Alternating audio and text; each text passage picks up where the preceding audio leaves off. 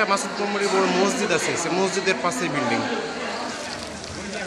আরে এই সাইডটা ধরতেছে, এই সাইডটা আল্লাহর অশেষ রহমতে আগুন নিয়ন্ত্রণে। দর্শক, এই মুহূর্তে আমরা আছি রাজধানীর পশ্চিম শেওড়াপাড়ার শামীম সরণিতে। এখানে একটি চারতলা ভবনে মূলত আগুন লাগে। সম্ভাব্য যেটি আমরা স্থানীয় যারা আছে তাদের সাথে কথা বলে জানতে পারছি যে হয়তো 6টা 10টা 15 দিকে সম্ভাব্য আগুন লাগে এখানে। তারপর থেকে স্থানীয় জনগণ কিন্তু এখানে আসে দেখার জন্য আসলে কীভাবে আগুনের সূত্রপাত হলো বা এখানে আগুন লাগার কারণটা কি। এবং আমরা যেটি দেখতে পেয়েছি এখানে আসার পরে যে যেহেতু চারতলা বাসের চতুর্পাশে আরও বিল্ডিং থাকার কারণে এখানে কিন্তু অন্যান্য যে সমস্ত বাড়ি থেকেও কিন্তু এখানে পানি দিয়ে আগুন নিভানোর চেষ্টা করা হয়েছে। তো দর্শক, এই মুহূর্তে আমরা যদি এই বাড়িটিকে আপনাকে আরেকবার একটু দেখাতে চাই, এটি বেসিক্যালি মাসুদান কোম্পানির একটি বাড়ি এখানে। তো সেখানেই মূলত এই আগুনটি লেগেছে। এখনও আপনারা দেখতে পাচ্ছেন যে ফায়ার সার্ভিসের যে কর্মীরা আছেন তারা কিন্তু আগুন নিভানোর জন্য কাজ করছেন এখানে এবং পানি ছেটানো হচ্ছে।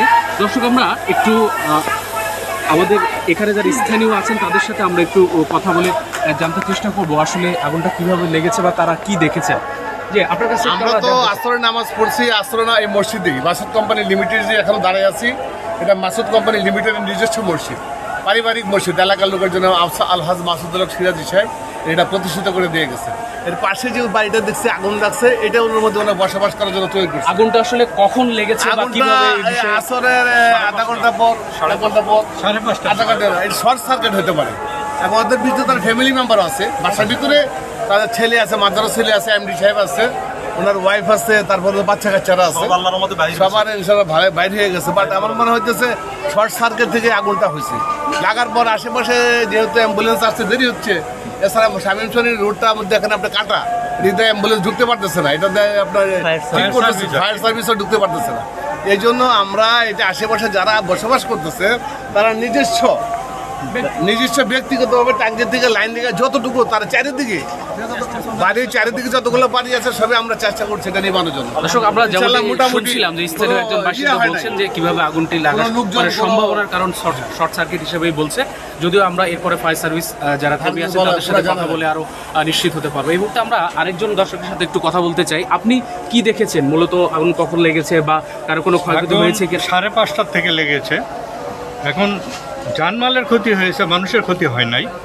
আমরা যা দিয়ে গেলাম, হ্যাঁ, মালামাল অনেক ক্ষতি হয়ে গেছে, এসি লিফট যা আছে। যেহেতু বাড়িতে কি পরিমাণ লোকজন বসবাস করতো? আর এখন আপাতত বাড়িতে লোকজন, ওনার বড় ছেলে যে আছে উনি আমেরিকাতে আছে, চলে গেছে। ফ্যামিলি মেম্বার 7-8 জন আছে, সিকিউরিটি আছে। আচ্ছা, এই বিল্ডিং এর প্রত্যেকটা তলাতে লোকজন থাকে মানুষ? না, এখন আপাতত লোকজন কম। প্রত্যেক তালার জন্যই করা হয়েছিল।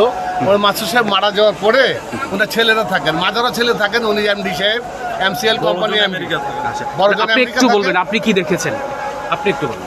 আমি দেখেছি, আমরা আসরের নামাজ পড়ার পরে, আমরা এই মসজিদের স্টাফ আসরের নামাজ পড়ার পরে আমরা যখন বাহির হয়েছি, উপরে দেখছি অনেক আগুন উঠতেছে।